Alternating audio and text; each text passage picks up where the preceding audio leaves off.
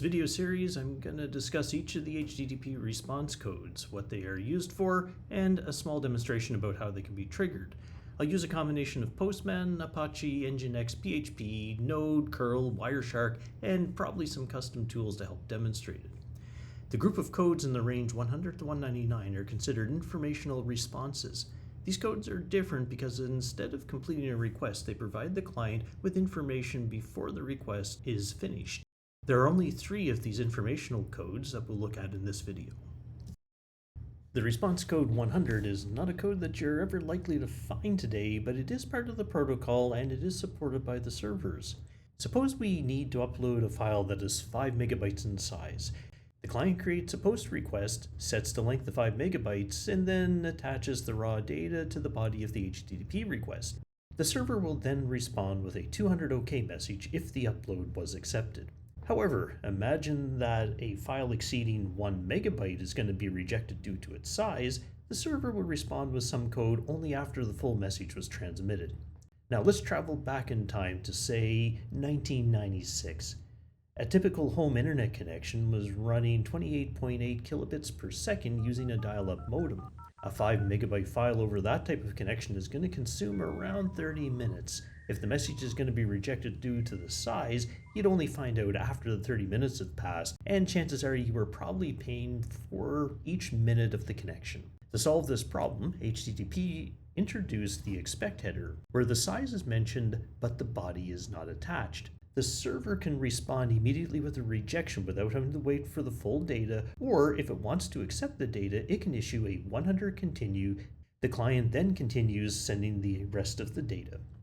Modern browsers do not make use of this because basically the speed of the network is considerably faster now and large uploads are usually done using JavaScript and asynchronous requests.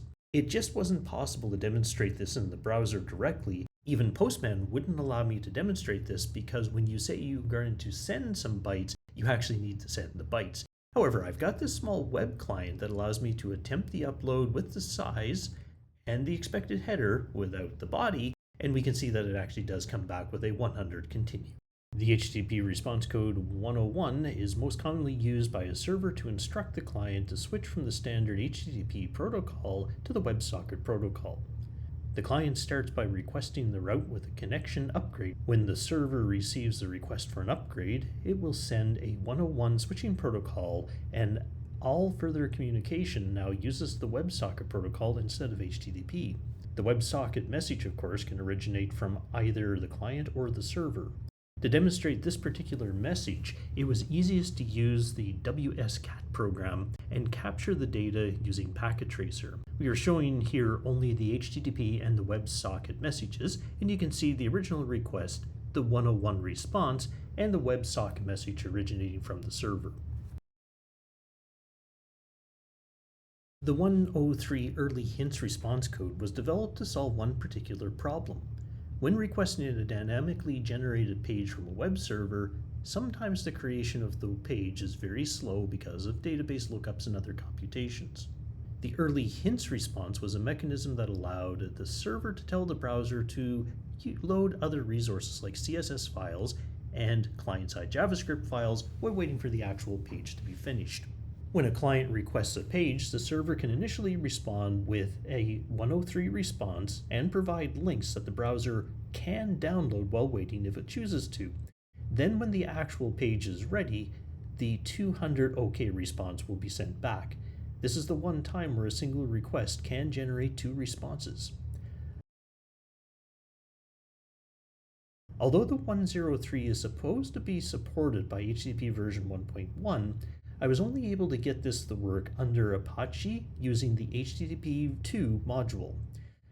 Unfortunately, the HTTP2 module requires that we have encryption, so we can't use our usual tools like WireShark very easily, so we are stuck using a browser to see what's going on. So under the inspect tools in Firefox, we can see that when we hit the early.php file, it shows up first, but immediately we see the style.css as well. Once everything is loaded, we can see that the response code for the early.php was both 103 and 200. Looking at the EarlyHints response headers in the raw mode shows the HTTP 2.103 response along with the link that was suggested that the browser could download while waiting. We can also see the 200 message containing the content of the page as well. I tried getting this to work in Chrome, but unfortunately it seemed very picky and just simply wouldn't load the style.css file until after early.php, even though I know that the headers were set correctly by the server.